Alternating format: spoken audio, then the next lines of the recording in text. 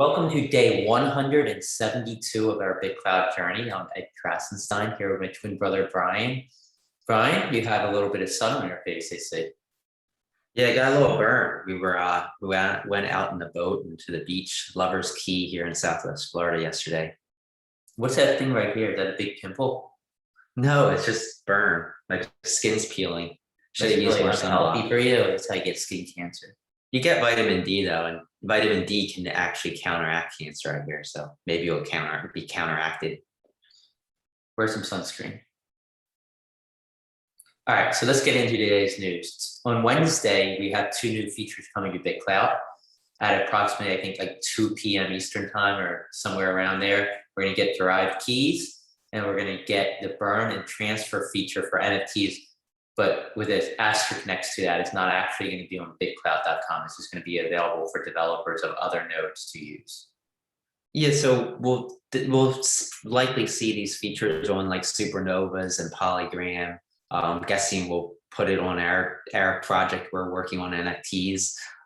I think that, like we said before, I think that BitClout's rolling these two features outside of BitClout.com to maybe push nodes to kind of develop better platforms than BitClout. And there already are better platforms out there for NFTs than BitClout.com. So I like the idea. Tidjin actually said that it was a certain block, and that block is going to be mined, I guess, within 55 hours of like 7 a.m. this morning. So that works out to be around 2 p.m. or so Eastern time on Wednesday. So we're going to see that roll out, and we're going to see derived keys. And I think derived keys are super important, especially as you get celebrities. And when we talked about this yesterday, I think you can have people actually managing your account with a separate key. And you can probably, I'm guessing, prevent them from selling off your coin or doing anything that could hurt you. So that's great. Something else I wanted to talk about. Well, first I want to say, so you still can't get Tidjin's name right. It's time. It's like I tell you this every single day. Almost every day I tell you it's time. It's not Tidjin. And you still get it wrong. It's like, I think, hey, time. I'm sorry, time. I'll give you some diamonds for butchering your name repeatedly. Don't worry, I'm gonna get Brian a shock collar. So every time he says Tidjin, it's gonna shock him. Okay. So away from Tidjin time, I wanted to talk, since there's not much other news, I wanted to talk a little bit about how you can benefit from BitClout if you think BitClout's going to be the next big thing, even if you think it's just going to be something that's going to be relatively used by the general populace. I think there's several ways you can benefit. And number one is you can just buy the Clout coin and hold the Clout coin, and as the platform develops, hope that Clout coin goes up. Number two, you can buy creator coins, and if you buy coins of people you think are going to be doing awesome things on this platform, you kind of add to the possibilities, because as a Clout coin goes up, it will go up, but as their activity goes up and as they do things to possibly add value to themselves, that can go up as well. So you can kind of double your gains. And you can also buy NFTs. If you kind of pick and choose NFTs, if BitClout succeeds, the likelihood that a lot of these early NFTs will be valuable are pretty good, I'd say. And finally, I think the last thing, which is totally free and anybody can do, is just spend time building out your profile and interacting on this platform and getting a following, because ultimately that following is going to be super valuable as the platform grows. And you're so early to the game that getting a following right now, you can really stand out from the crowd that's about to come on. Yeah, I think you said that beautifully. You know, I guess the safest way to invest in BitClout would be to just hold the cloud yourself. Just buy cloud and hold it. You know, if the platform succeeds, it's going to go up in value. If the platform fails, it's going to fall in value. I'm not saying it's safe by any means, but if you believe in BitClout and you believe that the platform is going to take off in the future, I think that's the safest way to, you know, be a part of it and profit off of it. But you don't have to be active. You can just buy the clout and go to sleep for 3 years and wake up and see where it's at. Whereas creator coins, you have to manage constantly. Yeah, Exactly. So, but if you really want to like be an active investor and you really think you can like pick out creators who are going to be here for the long run, creators who are going to add value to the platform, then it's almost as if you can, exponentially increase your gains if you can, guess or bet on who's going to be successful and active on the platform. And like Brian said, NFTs are the same thing. You can successfully guess which NFTs would take off. If BitClout takes off, then you can exponentially increase your gains. But at the same time, you can also lose everything. So I mean, you have to be careful. I still wouldn't be putting money into BitClout that you can't afford to lose. Right now, it's a gamble. It could go either way. I personally believe that the upside is so much tremendously higher than the downside because the upside is what it's currently valued at $81 a coin. The upside, could be $8,000 a coin in a decade from now. Who knows? The downside is zero. So you could lose $80 or you could make, 1,000 times your money. So, Yeah. I mean, who knows? Nobody really knows for sure what's going to happen. But just like Bitcoin in the early days, the upside was so much greater than the downside, even though maybe the downside had a much greater likelihood of being the likely outcome. Yeah, you call that asymmetric returns, and it's basically for those involved with stock options. You basically have a put at $0. You have this insurance at $0. You can't go to negative. So you have that floor, whereas you have the sky's the limit for the upside.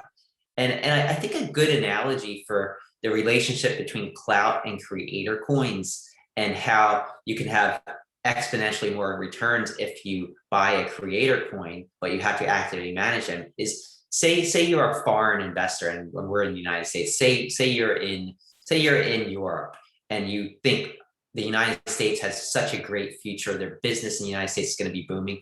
You might want to buy the US dollar and just sit idly on the US dollar for a few years and see where it goes. But also, if you want to even increase those gains further on top of whatever the dollar increases, you can buy stock in US companies. So the stock would be like the creator coins and the US dollars would be like the clout coin. Although I don't recommend US dollars because of deflation right now. Or Inflation, not deflation. Maybe you want to invest in the El Salvadorian country, and then you'll buy Bitcoin, right? Yeah, I mean that's kind of along those lines, I guess. But yeah, I think there's multiple ways that you can take advantage if you think BitClout's going to have a bright future, and it's important you know the differences between all those. And like I said to begin with, I think the best thing you do is just work on your profile. Work on your profile, building it up, getting a following. If you like social media, and eventually, like we've been doing from the start, we always put value on followers because I think that with followers, you're going to be able to take advantage of a lot of the features a lot easier. And if you're going to sell an NFT, having a lot of followers, that's going to be helpful. If you're going to do a utility NFT, same thing. And I think ultimately, it's free, so why not build out your profile, be active, engaged? Well, it's free, but at the same, you say it's free, but really you're profiting from doing it because you're going to make money off the founder reward as you build your profile because ultimately people are going to end up buying your coin.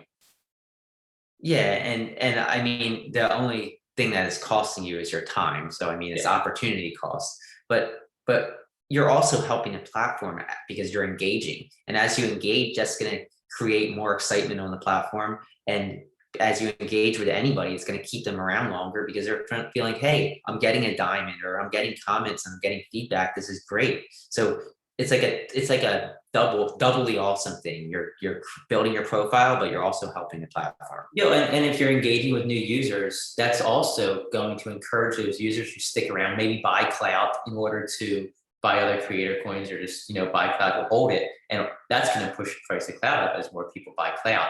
So every little thing you do on BitClout is ultimately helping the platform succeed and also helping the cryptocurrency succeed. And people, I think it's important that when you do interact with people and you onboard people, I think it's important not to push them to buy clout because we don't know where the clout coin's going. Push them to buy into the technology and get excited about the technology and what decentralized social media means for the future and how Web 3.0 is probably going to be driving the next 10 years. Push them on that. Don't push them on the clout coin because if it does drop, you're going to feel guilty pushing them to lose money possibly. And we're really enthusiastic about where the clout price is headed, but we will never tell people to buy clout just because I don't think I don't think we know enough of how things are going to happen, what's going to happen in the future to basically push it. Well, I mean, we've been in Bitcoin for what, 9 years now, and we've never told anyone to buy Bitcoin, just because, you know, it's like we don't want to be responsible if we tell you to buy something. Then I told one person. I told my wife to buy it once, and she didn't. But like you don't want to be responsible for causing somebody economic hardship, and ultimately, I think you have to tell everybody that it's a gamble, and you know it could go to zero. That's feasible. It's really feasible, but you know the upside has a lot of potential too. So you know it's like betting at the casino, but betting where you know you can win a jackpot and you don't have to spend that much money to win that jackpot. Right.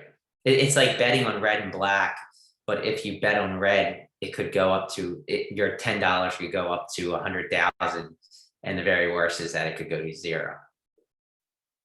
All right. Well, I think that's a good place to leave off. Do you have any other news? I don't think there's any other news over the weekend.